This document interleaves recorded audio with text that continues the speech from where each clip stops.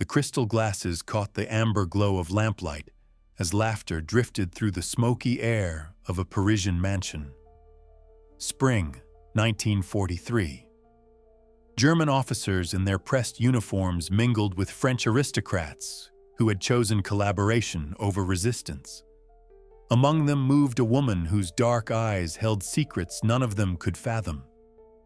Her smile was perfect, her French flawless, her attention devoted entirely to the Wehrmacht colonels who competed for her company. They saw exactly what she wanted them to see: a wealthy widow who had embraced their new order with genuine enthusiasm. But what if everything they believed about her was carefully constructed theater? What if her every gesture, every laugh, every intimate confidence shared over champagne was part of something far more dangerous than they could imagine? The woman they knew as Elvira Choudoir was systematically cataloging their weaknesses, memorizing their secrets, and feeding their intelligence apparatus a steady diet of lies that would help determine the fate of occupied Europe. How does someone live such a precarious double existence? How do you maintain perfect composure while knowing that a single suspicious glance could mean not just your own demise, but the collapse of operations that millions of lives depend on? Don't forget to like, leave a comment, and subscribe. You are not here by accident. Elvira Josefina Duente entered the world in 1911 with every advantage privilege could provide. Her father's diplomatic career at the Peruvian embassy in Paris surrounded her with languages, cultures, and the intricate social dances of international relations. French schools shaped her intellect. Embassy receptions taught her how power really moved through drawing rooms and private dinners. By 23, she spoke Spanish, French, and English with equal fluency, a skill set that would prove far more valuable than she could have anticipated. Her marriage to Belgian banker Jean Chua promised stability, perhaps even happiness. But Brussels felt suffocating. The social expectations, the predictable routines, the sense that her capabilities were being wasted on afternoon teas and charity functions. It all felt like a slow burial of her potential. By 1938, she had abandoned Brussels for the casinos and nightlife of the French Riviera, where she discovered both her talent for gambling and her inability to know when to stop. The thrill of risk, the intoxication of living on the edge, these would become defining characteristics that British intelligence would later exploit with devastating effectiveness.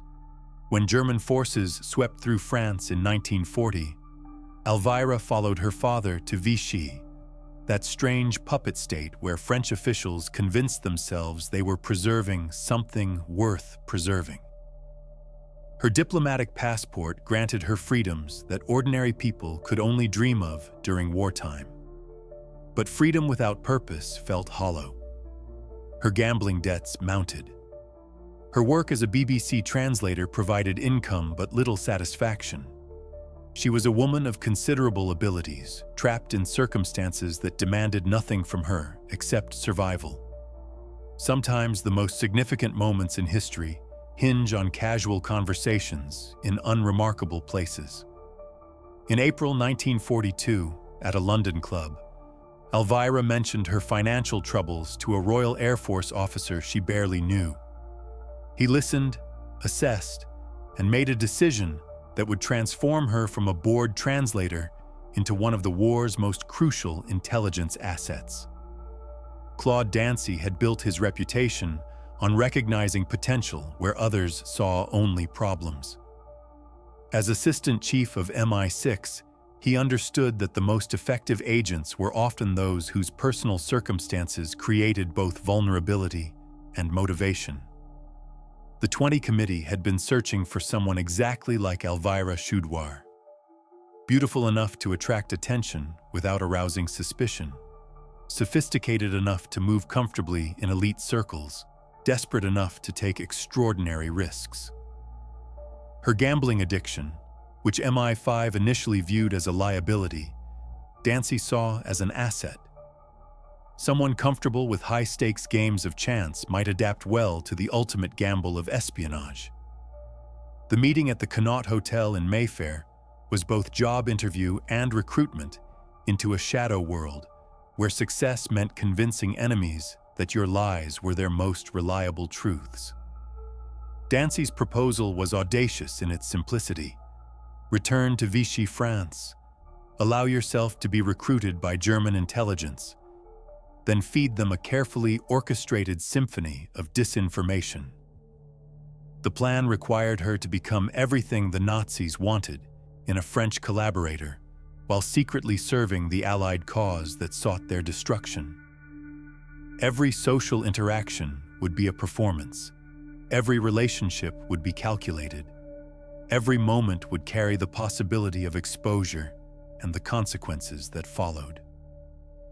Most people would have recognized the proposal as elaborate self-termination.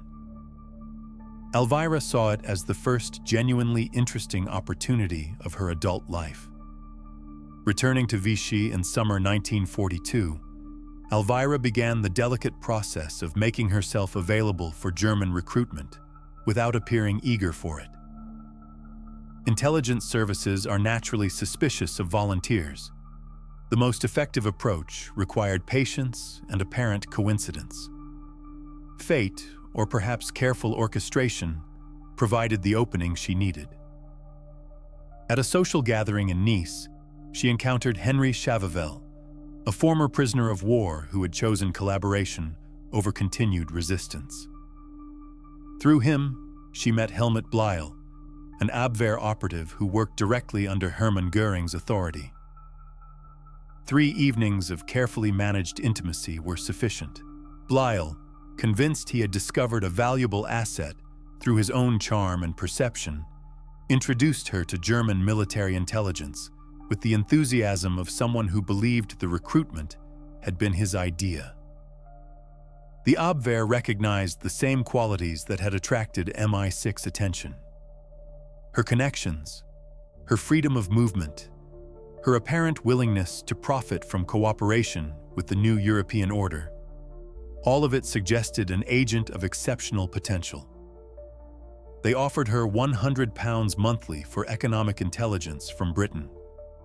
They provided training in secret ink techniques, teaching her to prepare paper with dry cotton wool and write messages so faint they were nearly invisible until properly developed. By October 1942, she was returning to London as a newly minted German spy, completely unaware that British intelligence had orchestrated every step of her recruitment and was already planning how to use her new position for their own purposes. The 20 Committee assigned her the codename Bronx, reportedly after her favorite cocktail, a gin martini with orange. Her cover position at the BBC provided credible reason for her presence in Britain, while her real work began in earnest. But trust had to be earned on both sides. MI5 monitored her constantly, tapping her phones, watching her social interactions, analyzing every aspect of her behavior for signs of genuine German sympathy. Her unconventional lifestyle, the parties, the gambling, the romantic relationships with both men and women, created additional surveillance challenges and opportunities. Meanwhile, she began sending secret ink letters to her bank in neutral Lisbon, each one a carefully calibrated mixture of genuine economic information and strategic deception. The art lay in providing enough authentic intelligence to maintain German confidence while ensuring that the truly valuable information served Allied rather than Axis interests. Her letters helped convince the Germans that Britain had prepared extensive chemical weapons, stockpiles ready for retaliation should they attempt poison gas attacks on London. Whether this contributed to German reluctance to employ such weapons remains a matter of historical speculation, but the psychological impact of her reports was undeniable. As Allied invasion plans developed, the Germans needed faster communication methods than traditional postal services could provide. They established a coded telegram system through her Lisbon bank, where the amount of money requested would indicate target areas. The stated purpose would communicate intelligence reliability, and the urgency would suggest timing. This system would make Agent Bronx's most significant contribution to the war effort possible. The technical mastery required for secret ink communication went far beyond what most people could imagine. Each letter demanded meticulous preparation that could determine whether vital intelligence reached its destination or vanished entirely. Elvira would begin by selecting paper with obsessive care, not too thick, which might absorb the chemical solution unevenly, not too thin, which could tear under the pressure of her carefully controlled writing implement. The paper had to be rubbed vigorously with dry cotton wool, a process that created microscopic abrasions, allowing the invisible ink to adhere properly. The writing instrument itself was nothing more sophisticated than a matchstick, its tip carefully sharpened to achieve the finest possible line. Too much pressure would leave indentations visible to suspicious eyes. Too little would fail to deposit sufficient chemical traces for later development. Her technique required extraordinary patience. Each letter had to be formed with deliberate precision, the ink so faint it was barely perceptible even to her own eyes as she wrote. Block letters only, cursive script, created too many opportunities for the chemical solution to pool and betray the hidden message's presence. But the real artistry lay in constructing cover letters that appeared genuinely personal while concealing strategic intelligence within their innocent paragraphs. She would write lengthy descriptions of her social activities, complaints about rationing, gossip about mutual acquaintances, all serving to camouflage the nearly invisible text that contained information about British industrial production, military preparations, and civilian morale. The psychological pressure of this process was immense. One mistake in chemical preparation, one moment of carelessness with the matchstick, one suspicious phrase in the cover letter could compromise not just her own safety, but potentially expose the entire double-cross network. How does someone maintain that level of precision while knowing that German intelligence officers are analyzing every aspect of their correspondence for signs of deception? Living a double life required more than just memorizing cover stories and maintaining fictional relationships. It demanded a complete psychological transformation that few people could sustain without losing themselves entirely. Elvira developed what she privately called her compartments, mental spaces where different versions of her identity could exist without contaminating each other. The charming socialite who flattered German officers existed in one compartment. The dedicated British agent who calculated every gesture for strategic advantage occupied another. The woman who simply wanted to survive the war and return to some semblance of normal life remained hidden deeper than either. The constant performance created a peculiar form of isolation. She could never fully relax, never speak without calculating the potential consequences of every word. Even in her London apartment, surrounded by friends who believed they knew her, she remained partially in character, maintaining the persona that made her valuable to both intelligence services. Sleep became elusive. Her mind would replay conversations, analyzing whether she had revealed too much or too little, whether a German officer's question had carried suspicious undertones, whether her British handlers were beginning to doubt her loyalty. The fear of discovery manifested in dreams, where her careful facades crumbled and both sides recognized her as a fraud. She developed rituals to manage the stress. Before each meeting with German contacts, she would spend hours mentally rehearsing not just what she planned to say, but how she would react to unexpected questions, how she would maintain appropriate emotional responses, how she would exit gracefully if the situation became dangerous. The gambling that had initially attracted MI6 attention became her primary psychological outlet. The casino environment offered genuine unpredictability in a life otherwise scripted down to the smallest detail.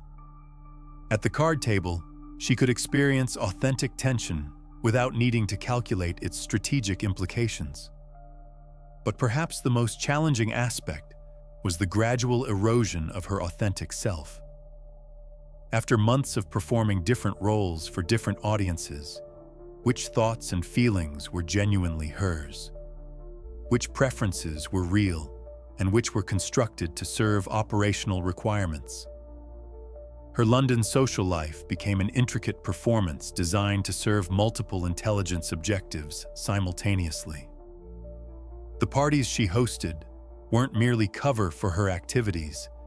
They were intelligence-gathering operations disguised as fashionable entertainment.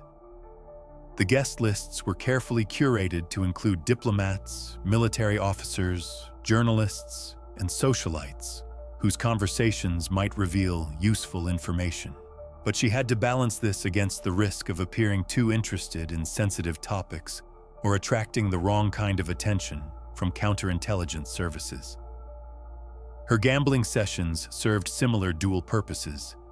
Card games and casino visits brought her into contact with people whose guard was lowered by alcohol and the excitement of wagering. Information flowed more freely around gaming tables, where strategic discussions and personal revelations emerged naturally from the social atmosphere. The poker games in her Mayfair apartment became legendary among certain circles. Military attachés would discuss troop movements between hands. Embassy officials would speculate about policy changes while calculating odds. Journalists would share rumors they hadn't yet verified while deciding whether to bluff on weak cards. But every social interaction carried risks. Too many questions about sensitive topics would mark her as suspicious. Too little interest would make her less valuable as an intelligence asset. She had to calibrate her curiosity precisely, showing enough engagement to encourage further discussion without crossing the line into obvious intelligence gathering. Her romantic relationships presented additional complications. Were her feelings genuine or strategically motivated? How could she maintain emotional connections while constantly calculating their intelligence value? The boundaries between authentic affection and operational necessity became increasingly blurred. Monica Sheriff, the racehorse owner who became her romantic partner, represented both emotional solace and operational opportunity. Their relationship provided cover for unconventional behavior while potentially offering access to social circles that included influential military and political figures. The closest Elvira came to exposure occurred during a dinner party in Paris, spring 1943. A newly arrived Wehrmacht intelligence officer began asking detailed questions about her background that went beyond polite social inquiry. He wanted to know about her time in Brussels, specific dates of her residence there, names of Belgian contacts she might have maintained. His questions suggested someone had been investigating her history and found inconsistencies that raised suspicions. She deflected initially with laughter and feigned confusion about exact dates, playing the role of a woman whose memory for mundane details was imperfect. But he persisted, and she realized that someone had likely compared her various accounts and discovered discrepancies. The conversation took place in a crowded room where running away would have been impossible, and calling for help would have been useless. She had to think her way out of immediate danger while maintaining her composure sufficiently to avoid arousing additional suspicion. Her solution was brilliant in its simplicity. She began flirting outrageously with the officer, suggesting that his intense interest in her personal history indicated romantic fascination rather than professional suspicion. She made it clear that she found his attention flattering and was available for more private conversation later. The tactic worked, because it forced him to choose between pursuing his investigation and maintaining his professional reputation. A German officer who appeared to be using intelligence gathering as a pretext for romantic pursuit would face ridicule from his colleagues. But the incident taught her that her cover identity was more fragile than she had realized. Someone was paying attention to details, comparing stories, looking for patterns that might reveal deception. From that point forward, she maintained detailed mental notes about every biographical claim she made, ensuring consistency across all her interactions. Another dangerous moment came when Helmut Blyle began expressing doubts about the reliability of intelligence she was providing. The economic information seemed occasionally too precise, as though it came from sources with access to classified British documents rather than casual observation and gossip. She had to convince him that her access to reliable information came from her romantic relationships with British officials who were indiscreet when their guard was lowered by alcohol and intimacy. This required her to create fictional affairs with imaginary contacts while making the relationships sound believable without providing details that could be independently verified. The performance required her to balance multiple complex emotions simultaneously, appearing proud of her seductive capabilities while maintaining appropriate discretion about her lovers, suggesting that she was slightly ashamed of trading intimacy for valuable intelligence, while making it clear that she was willing to continue doing so for the right compensation. By 1944, Allied planners faced a crucial challenge. The Normandy invasion would succeed or fail based partially on German force deployment. If major armored units could be diverted from the actual landing beaches, the chances of establishing a successful beachhead would improve dramatically. Operation Fortitude created an elaborate illusion of Allied preparations for a Pas-de-Calais invasion. But Plan Ironside took a different approach, using double agents to convince the Germans that a separate threat was developing along France's southwestern coast. On May 23, 1944, Agent Bronx sent a simple telegram to her Lisbon bank. In French, it read, "Send £50 quickly. I need it for my dentist." According to the predetermined code, this message informed German intelligence that Allied forces would land in the Bay of Biscay within 1 week. The information was presented as confirmed intelligence requiring immediate defensive response. The German reaction exceeded Allied expectations. An entire armored division, the 11th Panzer, was positioned to defend against an attack that existed only in the imaginations of British intelligence officers and their turned agents. When the actual D-Day landings began on June 6th, that tank division remained hundreds of miles from Normandy, waiting for an invasion that would never materialize. John Masterman later credited Elvira's telegram with removing a significant threat from the actual landing beaches during those crucial first hours when Allied success remained uncertain. To maintain her credibility after D-Day revealed the Bay of Biscay intelligence as false, she had prepared a cover story delivered through slower postal channels. A letter arriving weeks later claimed her information had come from a drunken British diplomat who had subsequently told her the attack would be delayed by a month. The timing made it appear that she was reporting ongoing Allied preparations rather than admitting to misinformation. As 1944 progressed and Allied forces established their foothold in Western Europe, Agent Bronx's role evolved but remained crucial to the ongoing deception efforts. Her reports continued contributing to German confusion about Allied intentions, helping maintain the fiction that additional major landings remained imminent. The psychological warfare component of her work became increasingly sophisticated. Rather than simply providing false information about military preparations, she began feeding the Germans intelligence designed to influence their strategic decision-making processes at the highest levels.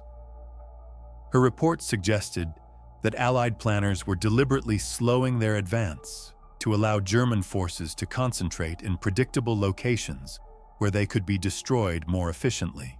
This type of disinformation was intended to make German commanders second-guess their own tactical judgments and hesitate when rapid decision-making was essential.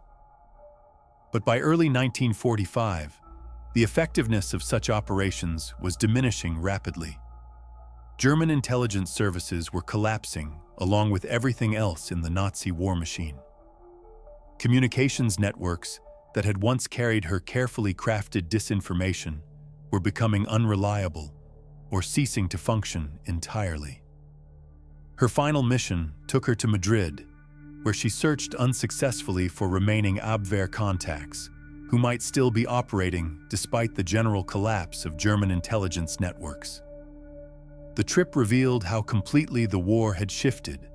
The confident German officers who had once competed for her attention were nowhere to be found, replaced by desperate fugitives seeking escape routes to South America or other refugees.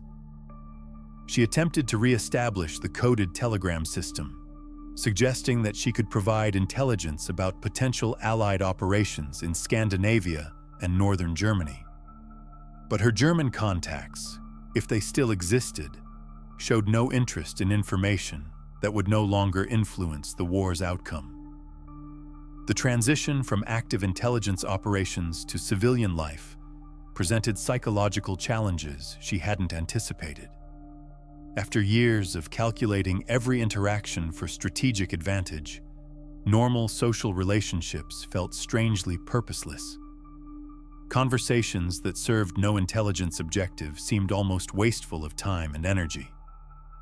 After victory in Europe was declared on May 8, 1945, Elvira Choudoir retired to operate a gift shop in southern France.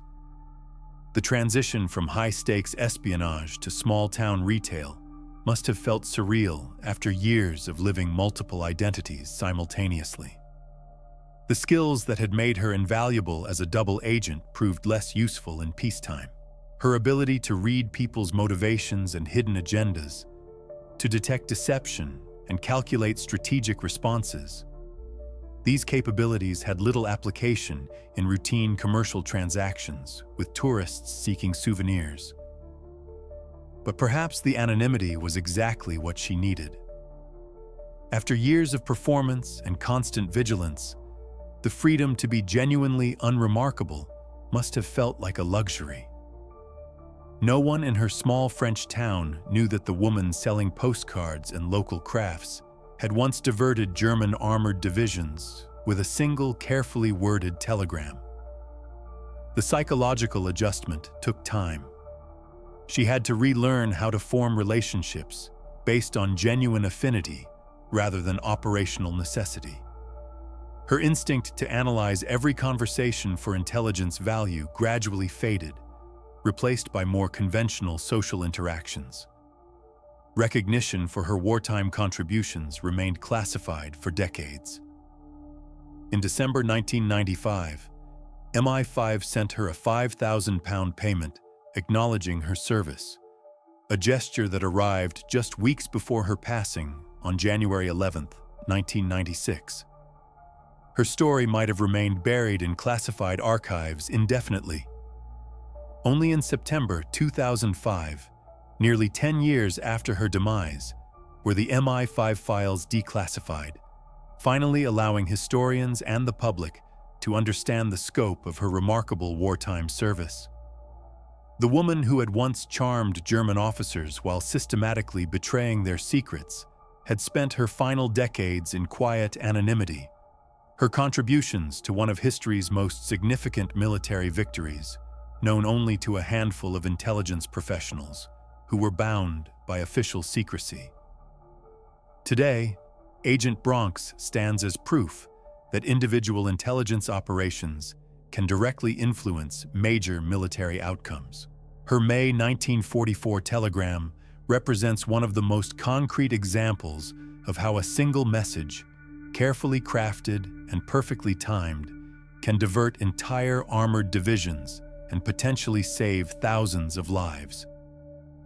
In the clandestine world of wartime intelligence, perception proved more decisive than force, and a well-timed lie more powerful than a battalion.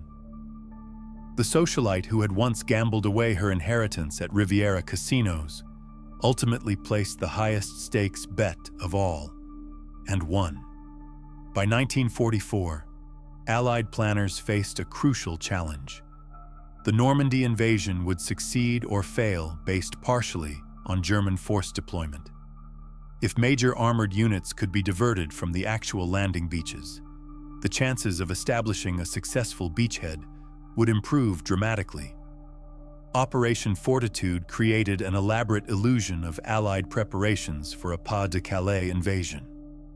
But Plan Ironside took a different approach, using double agents to convince the Germans that a separate threat was developing along France's southwestern coast. On May 23, 1944, Agent Bronx sent a simple telegram to her Lisbon bank. In French, it read, "Send £50 quickly. I need it for my dentist." According to the predetermined code, this message informed German intelligence that Allied forces would land in the Bay of Biscay within 1 week. The information was presented as confirmed intelligence requiring immediate defensive response. The German reaction exceeded Allied expectations. An entire armored division, the 11th Panzer, was positioned to defend against an attack that existed only in the imaginations of British intelligence officers and their turned agents. When the actual D-Day landings began on June 6th, that tank division remained hundreds of miles from Normandy, waiting for an invasion that would never materialize. John Masterman later credited Elvira's telegram with removing a significant threat from the actual landing beaches during those crucial first hours when Allied success remained uncertain. To maintain her credibility after D-Day revealed the Bay of Biscay intelligence as false, she had prepared a cover story delivered through slower postal channels. A letter arriving weeks later claimed her information had come from a drunken British diplomat who had subsequently told her the attack would be delayed by a month. The timing made it appear that she was reporting ongoing Allied preparations rather than admitting to misinformation.